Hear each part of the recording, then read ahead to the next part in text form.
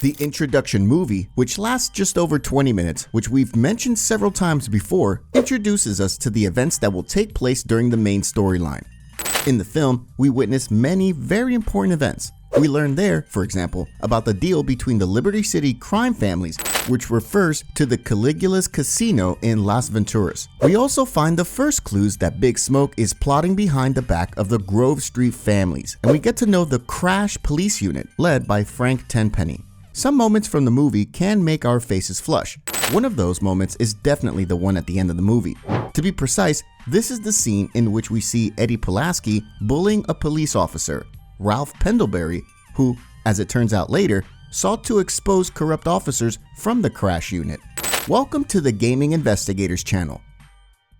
Following the episode's introduction, today we're going to talk about how two men were important to the storyline of GTA San Andreas, namely Ralph Pendelbury and Jimmy Hernandez.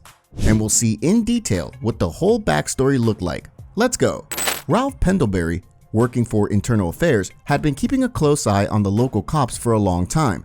The man knew that the temptation to go down the path of corruption is enormous, especially in the circles of the LSPD services, since crime in the city was commonplace, so at every step there were criminals who were constantly looking for a way to bribe the cops to make them stop looking for them, or just turn a blind eye to some things. One particular unit called Crash, or Community Resources Against Street Hoodlums, which was founded relatively recently concerning the events taking place in the game because already in the late 70s was of particular interest to Pendelbury. The group was established to fight street gangs. Officer Pendelbury, however, noticed a rather unusual correlation. Although a special unit was set up to fight this type of crime, there were even more crimes. There must have been something wrong. This was one of the reasons why the policeman decided to take a closer look at the Crash unit and keep an eye on it. Over time, the man managed to gather really solid evidence of corruption in the unit, which of course incriminated Frank Tenpenny and Eddie Pulaski. What seems a bit suspicious about this is that the man started threatening to hand over the evidence to Internal Affairs instead of just taking it there. At least from our point of view, this was a very bad decision on Pendelbury's part. Even if the man didn't yet have enough evidence to take down the Crash unit, it still seems a better option to report what he has found to his superiors than to threaten dangerous armed criminals wearing white gloves. Making threats was surely Ralph's odd strategy. Had Officer Pendelbury been more discreet, who knows, maybe Tenpenny and Pulaski wouldn't even know who was preparing incriminating material against them. Anyway, after receiving the threats, Tenpenny and Pulaski thought that the best way out of the situation was to murder Pendelbury. Because Ralph did not report suspicions about the Crash unit, nothing stood in the way of implementing this plan. There would be little risk that they would be charged with murder since they had no motive. What's more, at some point, Jimmy Hernandez joins the unit and is assigned to the team of Frank and Eddie. The gentleman decided to kill two birds with one stone, using an old proven method used by many criminal organizations. But more on that in a moment. As we also learned from the introduction movie, Hernandez was not a very good cop. On the way, the man describes one of the police cases where domestic violence took place. One man regularly abused his wife, but as it turned out, moments later, for good reason. The woman was a drug addict. She spent all her money on drugs, forgetting to feed her child, who nearly starved to death. Hernandez talked about the whole situation with great commitment. He confided to his new friends that it was a very difficult matter for him, which is hard to argue with because it probably was. However, it must be admitted that Tenpenny had a point here. Every police officer will have the opportunity to find himself in a difficult situation many times. He must then be decisive, react firmly, and make the best possible decision, regardless of stressful circumstances. And here comes a very important moment. Tenpenny plays it masterfully as he makes great use of the situation and sets the stage for Hernandez to not hesitate to do what he should in the next difficult situation. Also, Tenpenny mentions during this conversation that sometimes you have to let some thugs get away. Frank builds the entire narrative so that Hernandez knows that sometimes you have to sacrifice someone's life for the greater good. Do something wrong to win in the end. Pulaski adds to all this, saying that sometimes you have to take actions that go against the rules to stay in the game. Well, I deal with drug dealers, gangbangers, and psychotics. All of them chasing after a lot of money. None of them scared to kill me, you, or all our families if they think it'll help them. Now, how the hell am I supposed to trust you if you're so easily confused? Look, I'm a good cop. This ain't about being a good cop, Pepe. It's about taking control of the streets from the fucking savages who've got it now. I know. Then you'll do what it takes? Yeah, whatever it takes. And just like that, one day, Crash manages to get Pendelbury. The manipulated Hernandez, despite initially refusing to kill Ralph, eventually grabs the gun and pulls the trigger. What's more, it leads to a situation in which he is not only a witness, but a person who commits the crime. This is what we were talking about earlier. Tenpenny and Pulaski killed two birds with one stone. They got rid of the obstacle and gained another recruit who, fearing prison for what he did, will now turn a blind eye to other dirty things of his colleagues. This is a classic example of practices used in the criminal underworld. Typically, as part of their initiation, gang members persuade recruits to commit serious crimes so that they will have leverage later in case of insubordination or wanting to leave the organization.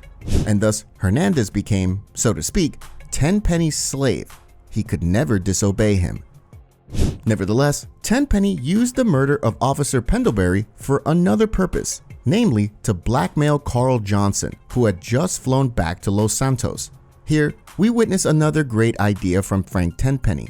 Not only did he place the blame on CJ to handle his dirty business for him, but he built Hernandez's sense of safety by showing him at that moment that he would cover for him. You ain't never been clean, Carl. Well, what do we got here? This is a weapon, Officer Pulaski, that was used to gun down a police officer not 10 minutes ago. Officer Pendelbury. A fine man, I might add. You work fast, nigga. You know I just got off the plane. Well, that's a good thing we found you and retrieved the murder weapon. That ain't my gun. Don't bullshit me, Carl. Yeah, don't bullshit him, Carl. What the fuck you want from me this time? When we want you, we'll find you. It's also worth noting here that if CJ had been framed for murder, Hernandez wouldn't have gotten his ass kicked for it. Thus, Tenpenny proved to Hernandez that corruption pays out and that sometimes it is worth breaking the rules. And so for weeks, possibly months, both CJ and Hernandez were under the control of Frank Tenpenny. CJ took out anyone who might have been nosing around the crash unit and anyone who had any evidence against Tenpenny and Pulaski. Fortunately, however, Hernandez finally couldn't take it any longer and decided to tell Internal Affairs about everything. Carl, Eddie? Our boy's done good. No! You snitch piece of shit! You vato asshole! You sold us out! Time to dig, Carl. It's worth mentioning that this took place long before Hernandez died in the High Noon mission. Namely, in the interdiction mission for Mike Torino, the man reveals to CJ the truth about the murder of Officer Pendelbury. The man tells CJ that it was the work of Tenpenny and Pulaski, which indicates that Hernandez must have finally let it out. Not directly to Mike himself, of course. Now don't worry. Tenpenny and Pulaski are really relatively benign, unless, of course, you're a family member of Officer Pendelbury, whom they shot when he threatened to expose them, but you do know all about that, right? Damn! Hey, man, how you know all this stuff, man? And won't you stop it?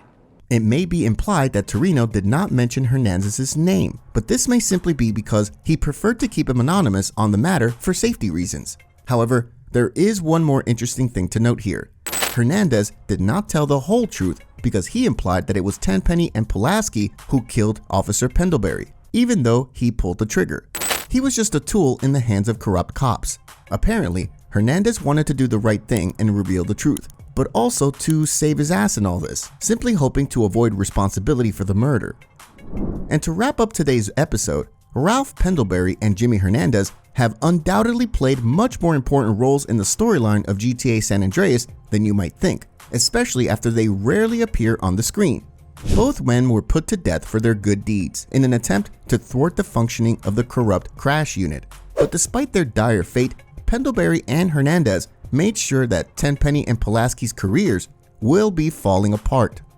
Both the introduction movie and the game itself showed us that supporting characters can sometimes contribute much more to the plot than the main character himself. And since these types of threads are not clear, they leave the players the opportunity to investigate the truth, so we can make such episodes like this one. If you want to learn about Tenpenny's complete plan, be sure to watch the episode that will appear on the left side of the screen, which is about the green saber. In the meantime, thanks for watching, take care, and see you soon!